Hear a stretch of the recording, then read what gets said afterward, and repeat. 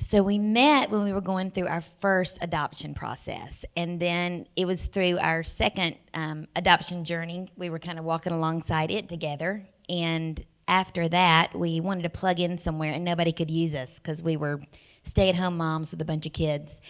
And so we were at the YMCA one day, and we kept having people approach us and say, oh, we would love to do what you do, but we just can't afford it. And I had seen Gwen the past 4 years, 2 out of the 4 years, walking around with a basket over her arm, fundraising and selling T-shirts after T-shirts and beads trying to bring her children home.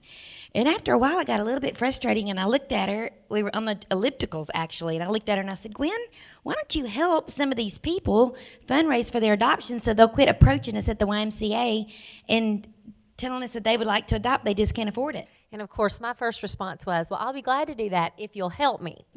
And, and that's the funny thing, because that's exactly how 147 was born, is that we saw a need, and we thought we'd love to help some families fundraise. We'd love to help bring kids home. And we had met our friend Katie, who was serving in Uganda, and we thought, well, we can help some families fundraise, and we can feed some kids in Uganda, and that'll just be it. And it'll be so simple. And, and our vision, to be honest, it was kind of small, but God had a much bigger vision. And 4 years later, we are now not only helping many fundraising families to bring their kids home, but now our mission has gotten bigger. It's not just food, but it's water and it's medicine. And we've built homes and we've built wells in 3 different countries, and we've helped hundreds of thousands of meals be bought. And we just started on a medical center.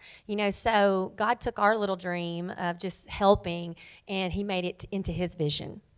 And the truth of the matter is, if we'd have known that it was going to go from there to here, we probably would have never done it. So that's the great thing and the sneaky thing about the Lord, is that he gives you just a little crumb before he gives you the whole cake. Well, because I think if people would look at us today and look at our big families, I have 6 children, 4 adopted. Suzanne's got 7, 3 adopted. And we've got 147, which is just an amazing growing ministry. They'd be like, oh, that's not me. We couldn't do that. But if you go back to the beginning, you realize we never signed up to do all this. It was just that first yes. I love so many parts of our story reminds us of one of our favorite Bible stories, and that's Nehemiah. And the thing we love about the story of Nehemiah is because it really parallels our journey.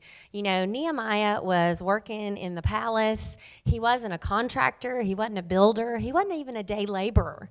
And God called him to rebuild the wall. And that's what we think about every time we give God a yes, is we think about we're putting one more brick on there. God is waiting for our yes. He is waiting for us to join the rebuilding. And you don't have to be someone special. You don't have to be super equipped, because God says that he'll equip you. And he's done that for us. 6 kids and 7 kids later, we have faced a lot of really difficult situations, and we've been in some really dark places. But in that darkness, the light that we have clung to, that we never would have known was there before in that magnitude, was because we said yes. Jesus was there, and he's held our hands each time we've brought a child home. He's held our hands each time maybe somebody walked out the door because they just couldn't handle our life anymore. He's held our hands to take us to the next journey. He's been there, and that's why we love Nehemiah. And we always ask, what is your next brick? I think one of the great stories that you share about someone that came alongside of us and put a brick down, not someone that we would consider necessarily a friend, but with your 2 birth moms. Yeah. We talk about often, when I started the domestic adoption journey, I had no idea that the love that I would feel for the birth moms of my boys. You go into a situation like that and you're exposed to hurt and pain that you've never been exposed to. And through that process, just learning that they chose to give life versus abort. We talk about how that was her way of laying the first brick. And then I come alongside her and say, okay, since you've chosen life, I'm going to take this child and I'm going to teach him about Christ. And I'm going to show him love that only is a love that Christ could only give me to give him, and to show him Christ's love in a way that he might not ever know. You've submitted some questions, and this really is our most favorite part of speaking, because really the only reason for us to come is for you to get kind of your questions answered, so that you can start whatever your next journey is. So, first question is perfect for Suzanne. What is one of the biggest hurdles in adopting a child of color? After you get through your family. After you have to tell them they're going to either have to hit the door or get on board. Through each day, I think I freed up a little bit more and a little bit more of what people thought. And I think we're consumed just as a nation about what people think about us, and trying to climb the corporate ladder and trying to be this and trying to be that. And as I look around a lot of times now, I see a lot of exhausted women and moms that are trying to look like they have it all together, when, let's just face it, we are all flying by the seat of our pants, and we are doing it good to make it day in and day out and get our kids fed and get the right amount of sleep and get the nourishment that they need and everything. That's just the truth. And so it has freed me up from that to where now I'm kind of like, you know what? It is what it is. There's no reason for me to act like I've got it together, because I just don't. I am on my knees on a daily basis asking God to get me through the day. I only have enough manna for one day at a time. I make it through each day, and then I go to bed knowing that He's going to give me enough for the next day. What is a piece of advice you would give a family adopting a special needs child? I think, I don't want this to sound cliche. I think you really need to understand this from my heart. I think the one thing that I learned that has been so neat from the Lord is that when you adopt a child with special needs, you need to go into it understanding the difference between two words, and that is healing and fixing. I've helped counsel a lot of families that have come home with special needs children, and I feel like they're working so hard to fix that child to fit into that mold of what you were talking about, that happy, perfect little world where they fit in a box and they sit in their classroom and they look perfect at church and they walk in a straight line going into the restaurant, and that's just not reality. Many of our children that we're adopting that have some type of special need, they just need love.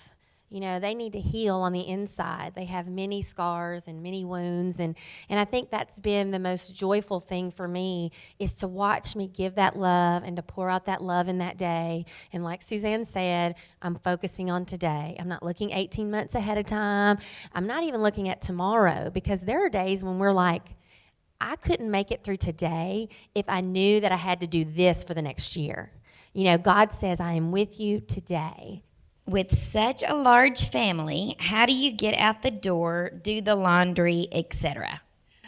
Okay, I think we get asked that probably more than anything. They don't really want to know the adoption process or the hardest thing. They want to know, how do you get the laundry done? How do you feed all those kids and get everybody to school on time?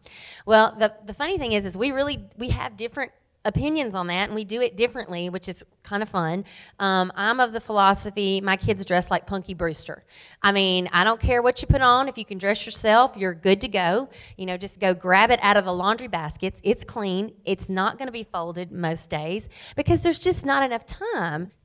Yeah. My son always asks me why I don't just leave the clothes in the laundry basket for them to pull out, because he loves to go to Mama O's house and just pull the clothes out of the laundry basket. For me, if there's clutter around, there's clutter in my head. And so it has to be a little bit more organized just for me to be able to feel like I can function.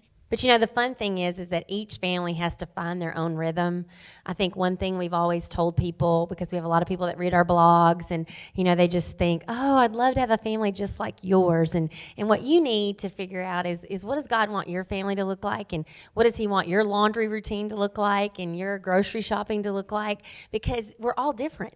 I think the thing is that you just got to go with the flow of yours, whatever's going to work for you, and not try to be like someone else. Don't try to have someone else's calling. Your calling may be that you're supposed to be, in a downtown inner city school helping children learn to read. You may be supposed to be a missionary, in a third world country. You may be supposed to financially pay for someone's adoption. It looks different for all of us, but at the end of the day, it's what is God calling you to?